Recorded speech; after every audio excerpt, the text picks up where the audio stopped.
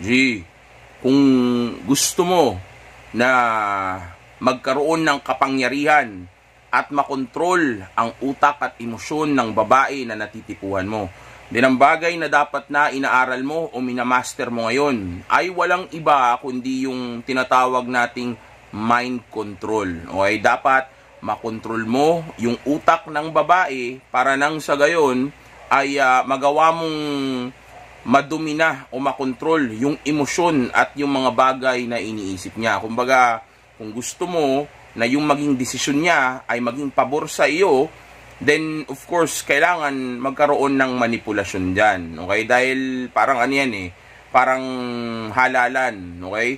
Kung gusto mo na iboto ka ng mga tao, of course, kailangan magustuhan ka nila o mailagay mo sa mga utak nila na ikaw yung best option nila, okay, para sa eleksyon o doon sa posisyon na tinatakbuhan nitong politiko na ito sa halalan nga. Okay, kumbaga, tutulungan mo yung babae, okay, na mag-isip para sa tamang desisyon doon sa sitwasyon na inilagay mo sa kanya. Okay, like for example, kung kausap mo siya ngayon, okay, tapos nagkukwentuhan kayo, then ang pwede mong gawin dyan ay, mag-implant ka ng command sa utak niya na pwede niyang isipin someday na para bang yung idea na yon o yung desisyon na yon ay galing mismo sa kanya. Nang hindi niya namamalayan na kaya pala siya nakapag-desisyon o kaya niya pala naisip yon ay dahil minsan mo itong inilagay sa utak niya. Well, I'll be honest with you guys, hindi sapat na sasabihin nyo lang ito sa babae. Dahil kung sasabihin nyo lang ito basta sa babae, hindi to basta magmamarka sa kanya. Though pwede pa rin, at pwede pa rin namang maalala niya ito someday, o pwede pa rin gumana yung pagtatanim mo, o magbunga pa rin yung tinanim mong command sa utak niya someday. Okay, pwede pa rin gumana, pwede pa rin magbunga. Okay, pero hindi kasing powerful at kasing sure na maaalala niya ito someday kung ang gagawin mo ay yung sabihin nating hahaluan mo ito ng actions o ng senaryo na kung saan ay makakatulong nga o mas makakatulong para mas tumatak sa kanya itong bagay na sinabi mo sa kanya. So like for example, magkausap kayo ngayon, okay? Tapos nagkukwentuhan kayo, okay? Then pwede mong o sa tamang timing, okay, pwede mong biglang i-insert o isaksak o isingit yung salita na sabihin nating grabe rin talaga, no? Hindi mo talaga alam kung, o kaya pwede mo sabihin na hindi mo mamamalayan o kaya hindi mo nalalaman, o yung ganung salita. Okay? Grabe rin talaga, no? Hindi mo talaga namamalayan o hindi mo malalaman kung kailan ka makakakilala ng isang lalaki na talagang magugustuhan mo, mapagkakatiwalaan mo, at magiging willing ka na i-share lahat ng mga bagay na personal tungkol sa kanya. Diba? Ganon.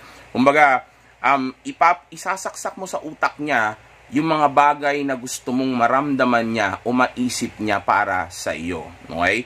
Dahil tandaan mo, yung babae na kinakausap mo na ito, okay, ay may sariling utak yan. Okay?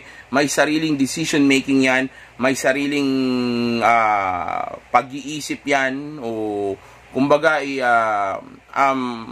alam niya sa sarili niya na kaya niya magdesisyon para sa sarili niya. Okay? So, ibig sabihin yan, hindi ka po pwedeng magbigay sa kanya ng mga command na madedetect niya, o yung sabihin nating obvious na para bang minamanipula mo siya o may inilalagay ka sa utak niya na dapat na maisip niya. Okay? Kumbaga, hindi po pwede na kapag ka nagsalita ka sa kanya, hindi nakakatago o hindi covert. Okay? Kailangan covert siya o pasimple lang o patago. Hindi po pwedeng sabihin mo sa kanya na kumbaga, alam mo, sa totoo lang, dapat ang pinipili mo ay ako. Kasi ako yung tunay na lalaki na magugustuhan mo. Kaya sabi mo, sana all, aking ka na lang. Yung mga ganyan, wag yan. Okay, beta yan. Okay, supot yung mga ganyang klaseng style o ganyang klaseng mga linyahan. Dahil nga, sa moment na yan, lalo lang siya mag-guard up o lalo siyang mas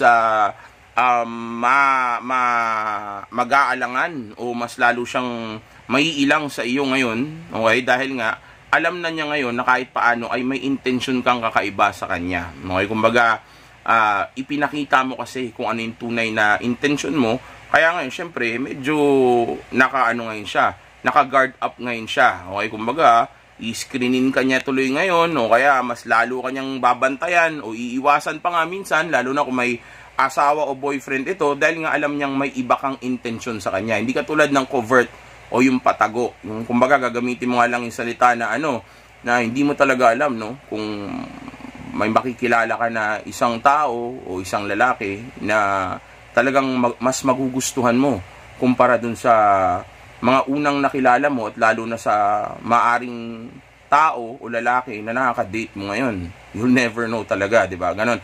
Kumbaga, ipinaparating mo sa kanya o gagamitin mo yung term na hindi mo talaga alam o kaya minsan hindi mo namamalayan, yung mga ganon na salita para nang sa gayon ay naikukuman mo sa utak niya yung wala kang alam, okay? Hindi mo namamalayan, okay? Habang sinasabi mo sa kanya yung gusto mong maitatak sa utak niya. Kumbaga, sa moment na yon, nagiging hypnotic tayo. Okay? Nag-hypnotize tayo kahit paano. Okay? Hindi ma-hypnotize na mali. Okay? Pero, inililid lang natin yung emosyon niya sa tama, which is actually tama na ang may advantage o ang makikinabang ay ikaw. Okay? Well, actually, siya din naman. Okay? Yun nga lang, syempre, since ikaw yung nag-lead, then pagka na-close yung deal o nakuha mo yung gusto mong ma-achieve sa kanya, then malaki ang benepisyo mo doon dahil of course sa'yo yun. Okay? Kumbaga, ikaw ang tumrabaho nun eh. Okay? So, yeah. Again, make it covert. Okay? Kailangan, patago siya, pasimple siya. Hindi po pwedeng expose. Dahil nga pag expose yan, yung babae, maghihinala, o kaya pwedeng mailang, okay? O pwedeng biglang screenin ka na niya bigla. Okay, ipasimple mo lang, patago mo lang yung hindi niya alam. Gamitin mo yung salitang hindi mo namamalayan o kaya wala kang kaalam-alam o yung gano'n. Yun dapat ang intro kasi nga para yung utak niya bumukas na kaagad. Kumbaga, wala akong alam. Hindi ko namamalayan to. Hindi ako aware na ganito yung mangyayari. Ganun yung utak niya subconsciously. Okay, pero hindi niya talaga iisipin yun ng sasadyain niya. Okay, kumbaga, dahil lang yun sa command mo na hindi niya namamalaya na ini-insert mo sa utak niya, magre-respond yung utak niya ng ganun. Okay? Na kumbaga, hindi niya namamalayan, mayroon na palang mga command na ipinapasok ka sa utak niya kasunod nung salita na term na yun. So, minsan talaga hindi mo namamalayan, no? Mayroon ka palang mga lalaki o mga tao na makikilala sa future mo na better pa pala dyan sa boyfriend na dinidate mo ngayon o dyan sa boyfriend mo ngayon, no? Ganon. Okay, o kaya sabihin nating dadating talaga yun, o kaya ganito, sabi mo, hindi mo mamamalayan, dadating talaga yung time, biglang may lalaki kang makikilala na makikita mo na siya pala yung tunay na hinahanap mo at tunay na gusto mong lalaki dahil sa mga bagay na mayroon siya, no? Ganon. Kumbaga, simpleng usapan pero unti-unti minamasahe mo na yung utak niya, okay, para magbukas at tumanggap ng mga command sa iyo, mga command na someday kapag ka naggawa mo ng tama yung mga dapat mong gawin sa date ninyo, okay, ay magbubunga ng benepisyo na ang makikinabang nga ay ikaw. Okay? So, keep keep farming, okay? Keep planting those commands sa mind ng babae na dinidiskarte mo, lalo na kung may asawa yan at may boyfriend yan. Okay, then yung commands na yan ay magiging mas effective o mas makakatulong sa iyo dahil nga meron siyang may shota ka na pwedeng sabihin nating doon mo gamitin yung command na ito. Like for example, sinabi mo wala kang minsan wala ka talagang kaalam-alam, no, na may mga lalaki kang biglang makikilala o makakausap na way better dyan sa boyfriend na dinidate mo ngayon, no? Kasi yung boyfriend mo parang di yan yung yung tunay na gusto mo eh. Ang nakikita ko, ang mga tunay na type mo na mga lalaki yung mga lalaki na i-describe mo yung sarili mo. Okay? Pero huwag mong sabihin ikaw yun. Okay? Huwag mong sabihin ikaw yan. Sabihin mo lang, yung mga katulad ng lalaki na na dating coach na katulad ko, na may mga business na katulad ko, mga ganun. Pero huwag mong sabihin katulad mo. Okay? Sabihin mo lang, tingin ko, mga lalaking tunay mong gusto is yung mga mahilig sa basketball, yung mga may business, imbis na empleyado, okay, which is actually ikaw yon, okay? Mahilig ka sa basketball at may sarili kang negosyo at hindi ka na empleyado. Okay, kumbaga i-describe mo yung sarili mo na ikaw yung dapat na magustuhan niya, okay? Habang yung utak niya ay walang kamalay-malay o walang kalam-alam sa mga oras na yun, kasi nga yun yung sinabi mo sa kanya sa umpisa. Okay, kumbaga nag-command ka na sa kanya from the start, na parang minsan wala ka talagang kaalam-alam, no, na may dadating na lalaki na talagang magugustuhan mo ng todo. Na sa totoo lang, madalas pa nga niyan, nakakatakot na tong pakawalan. Kasi baka mamaya, maagaw pa to ng iba, o kaya hindi ka na makilala ng katulad niya ulit, dahil nga, minsan ka lang makakilala ng mga ganitong klaseng lalaki. Okay, which is actually, ang dinidescribe mo doon ay ikaw. Okay, at hindi mo lang to isang beses gagawin. Maganda ito kung magagawa mo ito na madalas, pero hindi sa isang araw mo gagawin ito ng paulit-ulit. Kumbaga, tuwing may date kayo, tuwing magkasama kayo, okay, o tuwing may sa inyo, okay, may nangyayari man o wala pa, okay, o sabihin natin after may mangyari, pwede mong gawin, o kaya bago mangyari, pwede mong gawin. Kung wala pa nangyari sa inyo, much better kung gawin mo na, okay, dahil para makatulong sa iyo. Okay, so yeah, ito yung isa sa mga trick na gusto kong ituro sa inyo. Actually, marami pa akong pwedeng ituro sa inyo, but for now, hanggang dito na lang muna tayo. Again, ang focus natin ay grind and purpose, self-improvement, at pag-abot natin sa tunay nating potensyal. Okay, itong mga ganitong klaseng mga video, I'm only teaching these videos or these skills o itong mga knowledge na ito sa inyo guys, just to make sure na hindi tayo magkakaproblema sa ibang mga bagay, dahil nga kadalasan ang lalaki kaya nagfe-fail sa buhay ay dahil sa babae. So if we could let's say fix or maayos itong bagay na ito sa buhay ng lalaki, then kung sino man yung lalaki na yon na matututo nitong mga bagay na ito,